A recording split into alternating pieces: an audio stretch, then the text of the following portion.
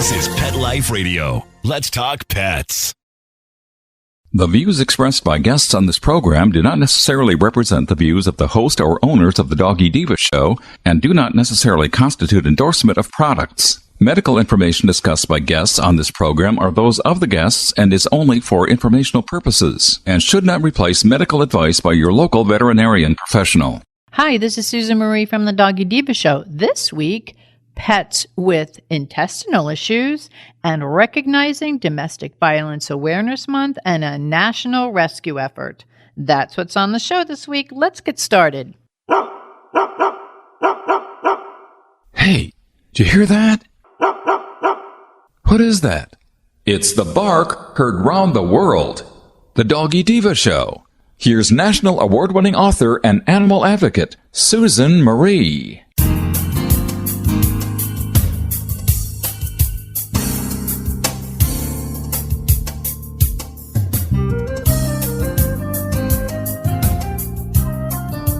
Hi, welcome to the Doggy Diva show, the show for animal lovers. I'm your host, Susan Marie, and as always, I'm joined by my canine co-hosts, the Doggy Divas themselves. Thank you for joining us today as we bring the experts in the pet and animal world right to you. Contact us at thedoggydiva.com. That's the DOGGYDIVA.com. We love hearing from you. So go grab a cup of coffee and your pet's favorite treat, and we'll be back in just a moment. Take a bite out of your competition. Advertise your business with an ad in Pet Life Radio podcasts and radio shows. There is no other pet-related media that is as large and reaches more pet parents and pet lovers than Pet Life Radio. With over 7 million monthly listeners, Pet Life Radio podcasts are available on all major podcast platforms, and our live radio stream goes out to over 250 million subscribers on iHeartRadio, Odyssey, TuneIn, Stitcher, and other streaming apps. For more information on how you can advertise on the #1 pet podcast and radio network, visit PetLifeRadio.com/advertise today. Let's Talk Pets on PetLifeRadio.com.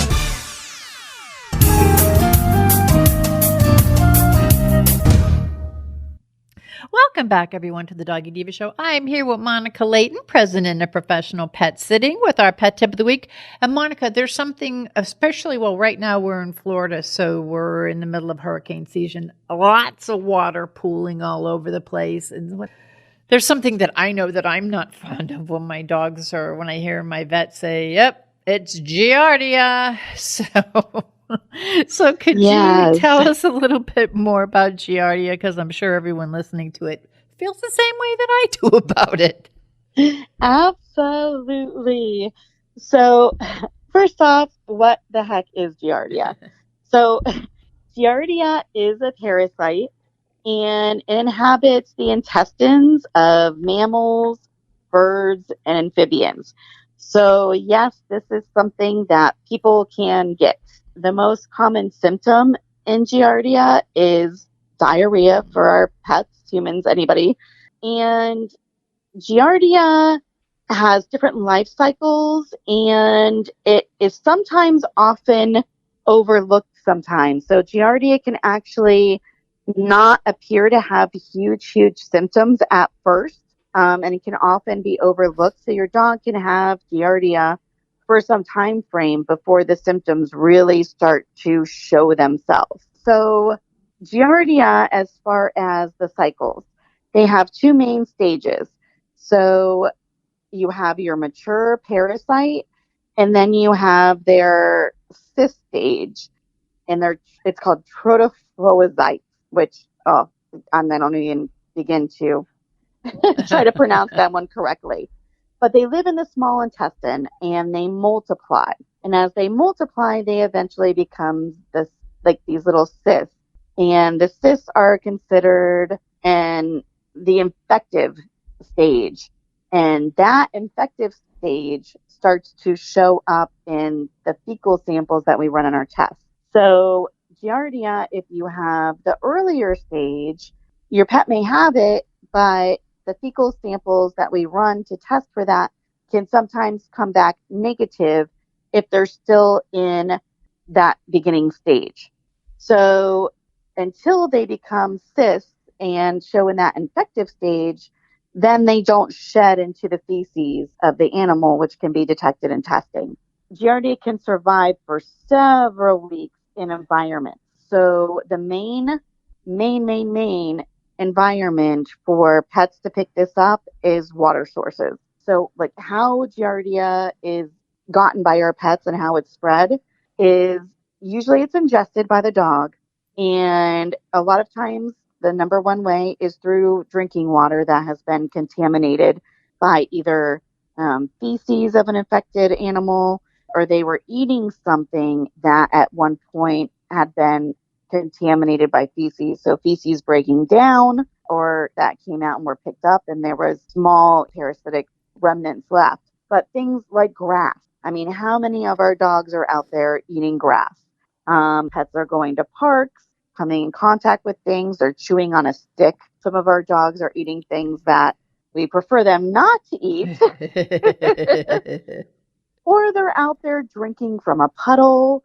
Or, for example, at a dog park, they have like the communal like water filling stations that they'll have hooked up that the water flows out of. But you also have a lot of other wildlife and stuff in the area that are coming in and drinking the water, sticking their paws in the water. How many dogs stick their paws in those water dishes? I know. You know what I mean? And those paws have touched this and that, and they're picking up everything in their mouth. So that is how they're getting it.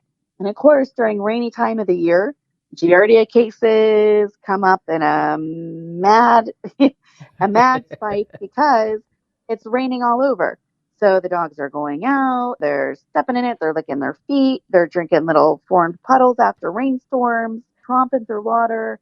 So during, rainy seasons, the spread and the numbers of Giardia just increase and increase. So what does Giardia do to our pets? So Giardia is pretty unpleasant. I mean, any kind of stool issues is generally not on the top of any pet owner's list. But Giardia, it makes because it is stored in the GI tract, the parasite inhibits the dog's ability to properly absorb some of their nutrients, their water, their electrolytes, which can lead to loose stools and can lead to weight loss. Diarrhea, the number one symptom in there. A lot of puppies. It's a lot of very common in puppies, smaller dogs.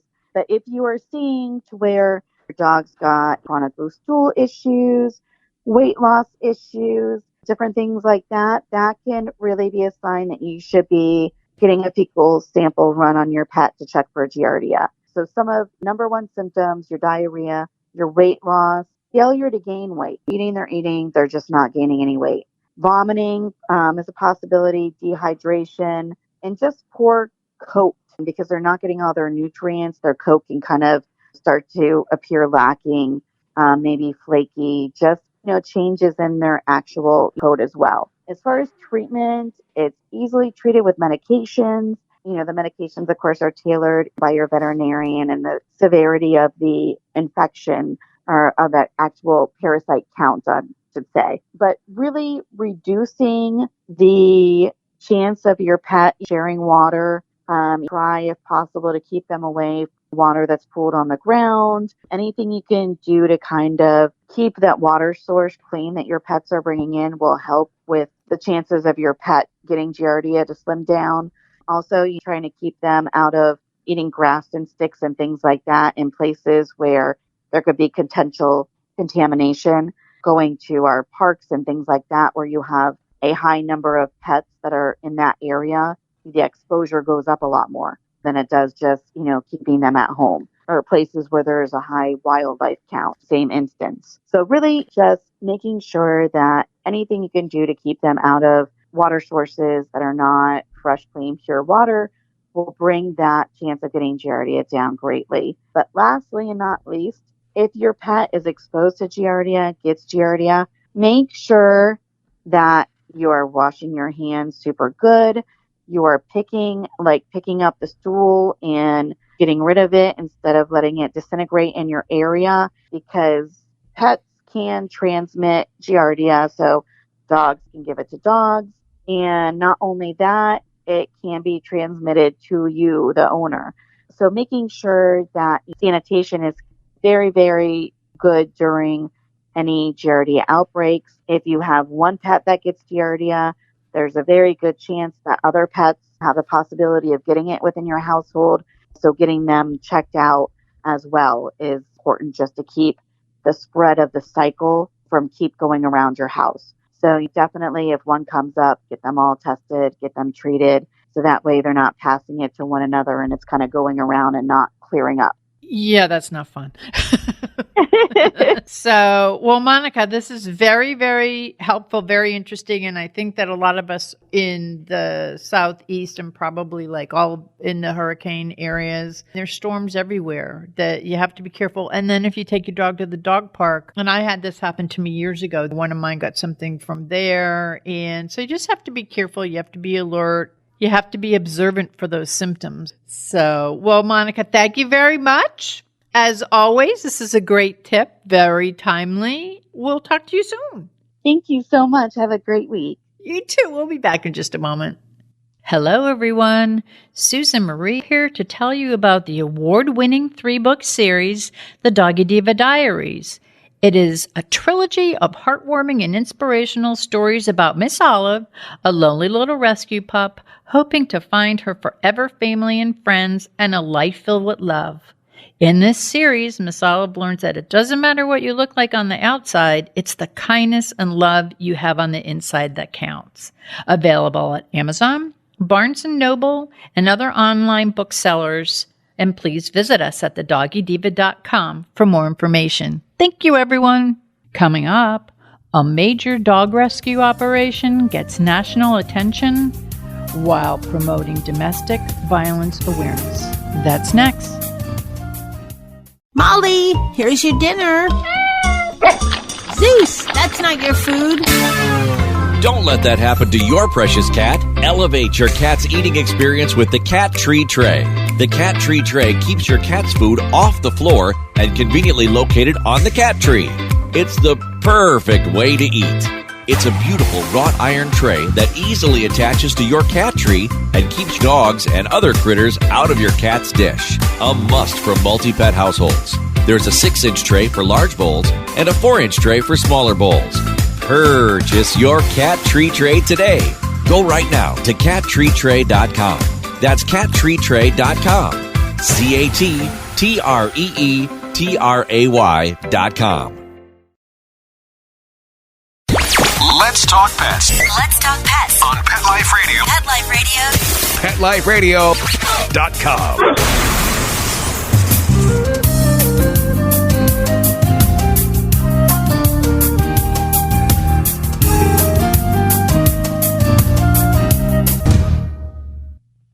Welcome back, everyone, to the Doggy Diva Show.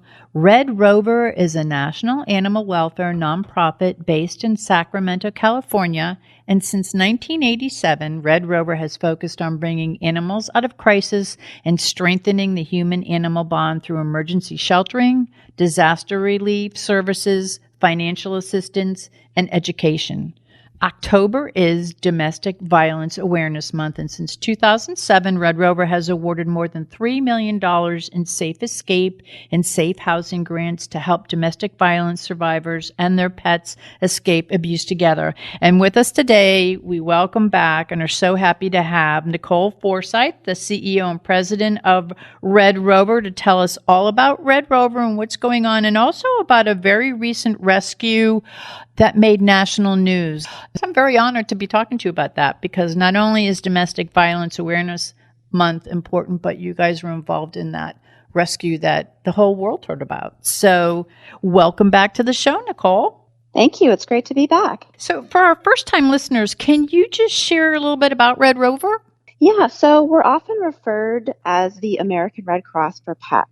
So that's a nice way to think about us, because we're really there when people and animals together are in some kind of crisis. So we provide temporary sheltering for animals rescued from cruelties or displaced by natural disasters.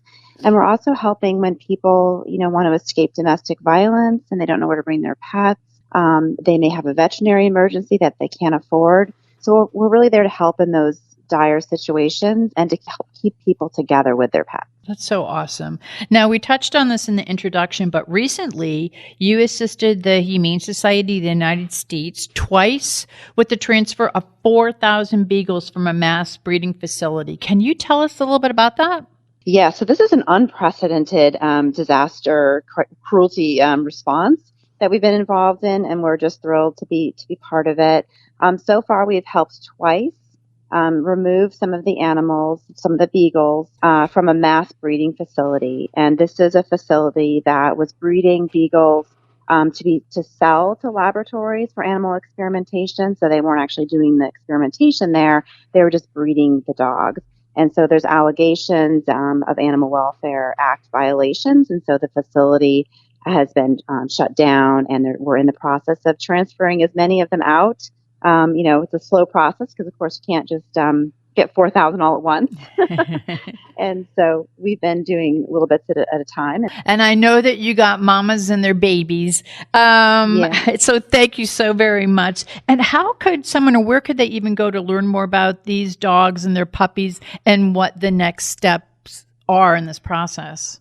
Yeah, so what's been happening is that it is a matter of, transporting them safely and, making sure they all get the attention that they need. And so we help get the beagles, we load them and unload them on and off the transport vehicles. And then we help with the kennel setup. They're going to sort of a central location in Maryland where they're being cared for, kind of assessed, make sure they, all their medical needs are met. And then they're being transported to different rescue partners and animal shelters all over the country. So if someone is looking, wanting to help by fostering, a mom and puppies, or fostering maybe a beagle who's older and needs a little bit more, time to get used to kind of being out of that laboratory type, setting, that mass breeding facility type setting. And so a lot of these rescue partners and animal shelters are looking for volunteers and, of course, eventually adopters.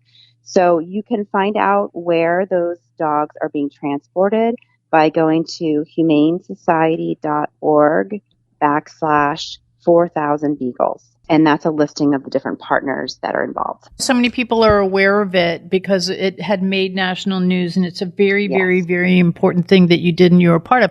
And RedRover is made up primarily of just volunteers and that were involved in this process and all of the other things. I mean, people don't even know what you do across the nation. You're very involved. You do a lot for homeless pets, for domestic violence situations, people with their pets. So if someone wants to become a RedRover responder volunteer, how do they do that? Because people are always going, what can I do? Well, I think that you have a way to help them do something. Yeah, and we really are looking for more volunteers. Even though we have over 4,000 volunteers all over the country, it's really hard sometimes for people to get off of work, to take that time off. They may not be available. And of course, the pandemic has made this even harder for people sometimes to travel. So we are always looking for more volunteers to become trained so that we have a good amount of people to help with a specific situation. So it's really easy to become a volunteer. It's a free online training. It takes about 2 to 3 hours to finish. And then once someone completes the RedRover portion, there is a FEMA, an IS 100 class. That's sort of the basics of natural disaster response that people need to be aware of. People need to be 18 years or older. And if people want to learn more or to take the online class, they can go to redrover.org/responders. That's great. And for those of you out there that are listening going, how can I get involved? I know that a lot of you have read about the things that you have done, that RedRover's done. So this is a great way for you to become involved. And switching over now to the RedRover Relief Program from the one that helps domestic violence survivors and their pets escape abuse together. Can you talk about the different grants that you offer? Yeah, so we're really there, again, to help when people, regardless of their sort of circumstances, when they're facing domestic violence, they have some different options. So the first immediate thing that we do is offer what we call safe escape grants. And these provide temporary boarding at a boarding facility so that a survivor can immediately get to a shelter. We also cover, vaccinations or things that might be needed in order to board at a boarding facility. But then ultimately, we're really trying to help domestic violence shelters become pet friendly. So that way, a survivor, if they're trying to leave an abuser, they can leave with their pets and stay with their pets, because we know pets are really important to help people heal from trauma. So ideally, people should be able to stay with their pets. But we know it's not always possible. So we're really helping the domestic violence shelters learn how they can do that. So we offer trainings. We offer a website called don'tforgetthepets.org that provides a lot of resources and training, as well as one-on-one coaching and grants up to $60,000 to help domestic violence shelters build kennels or create, put in new flooring, whatever they need to become pet friendly. And we can also help with off-site programs. Again, ideally, we have the pets on-site at the shelter. But if they can't do that for whatever reason, we also help domestic violence shelters develop programs and collaborations with animal shelters or other, foster programs, programs with a temporary boarding facility, whatever works for their community, to make sure they can take care of the pets, because we know pets are often a huge barrier in someone's ability to leave, because unfortunately they're often part of the cycle of power and control when it comes to domestic violence, and the pets are used to manipulate people to stay, to come back, or they might even just be used to kind of psychologically control someone. So it's really important that they're able to leave with their pets. Speaking of that, can you remind us of the new deadlines to submit an application for your safe housing grants? Yeah, so we increased the number of application deadlines to try to make it easier for domestic violence shelters. So if people have connections to a domestic violence shelter and they want to help us, get the word out, we have deadlines. We have 3 deadlines now every year: March 1st, June 1st, and September 1st. So a great thing to share with a domestic violence shelter that you might know about to help them do their planning for when they can apply. October is Domestic Violence Awareness Month, and we have you on every year. It's so important that you share this with our listeners. Can you tell us about your plans with Purina and the Purple Leash Project for October?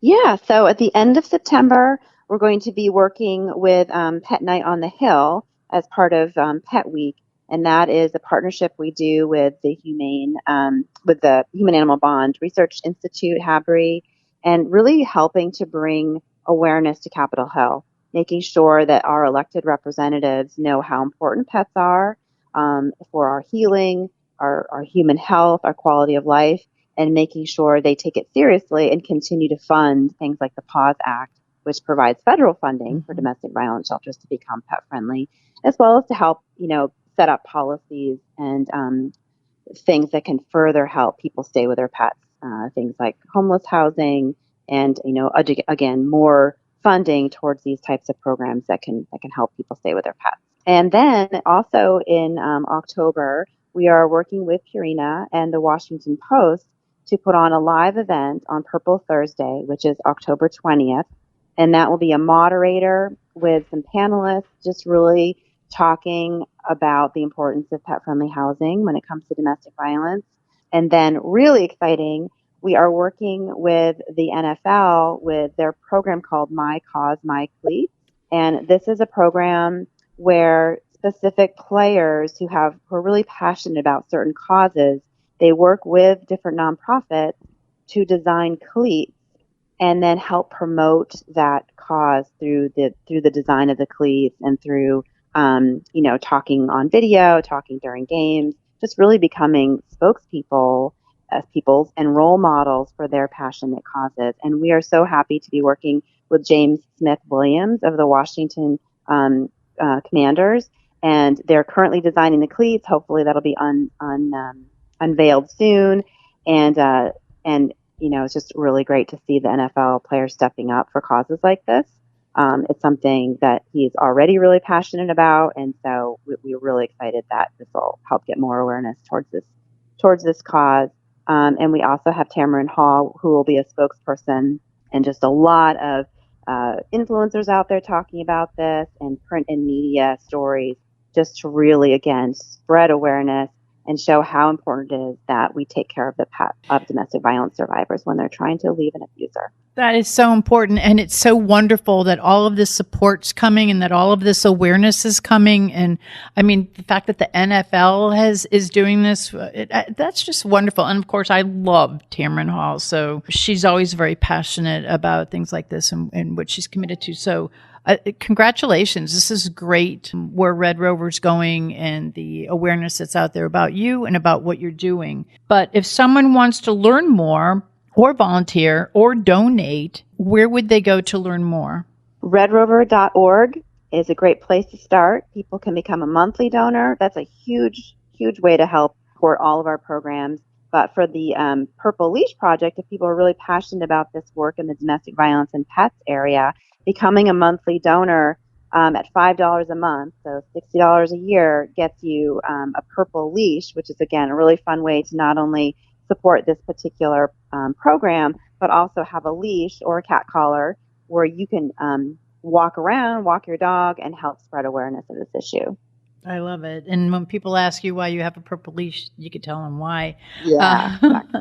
So, Nicole, as always, thank you so much for being on our show today and for sharing all of the wonderful work that Red Rover does for domestic violence situations. And, of course, the Domestic Violence Awareness Month is October. And also, I want to congratulate you and thank you for sharing and all that you've done with this amazing rescue of all these beagles, the mamas and the puppies. It's really great that Red Rover was involved in that. And it's so important that this was done. It's something that caught the nation by storm, I believe. And it's something that I think people are going to keep wanting to follow. So if you could please share that information again on how the listeners could follow and find out the progress and hopefully adopt one of these beagles. Yeah, I mean, definitely following us on social media. So if people are on Twitter or Instagram or Facebook, follow Red Rover, and we're posting about this, our work in this area a lot.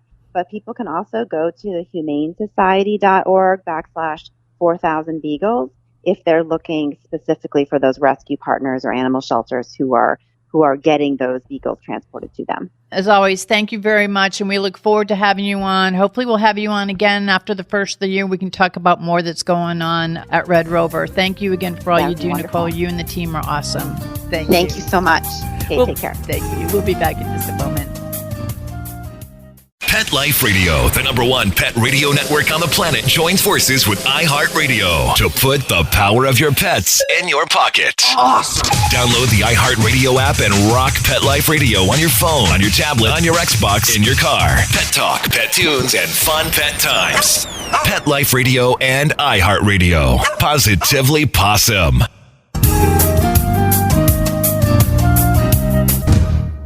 We would like to thank our guests this week.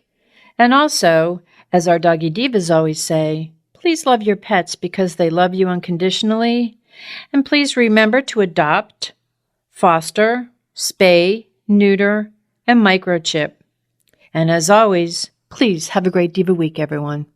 That's all for this episode of The Doggy Diva Show. To find out more, go to our website, thedoggydiva.com. Also, find us on our Facebook page, The Doggy Diva Show, and tell your fellow dog lovers about it. Don't miss Susan Marie, Miss Olive, and the Doggy Divas right here for the next episode. See you again soon.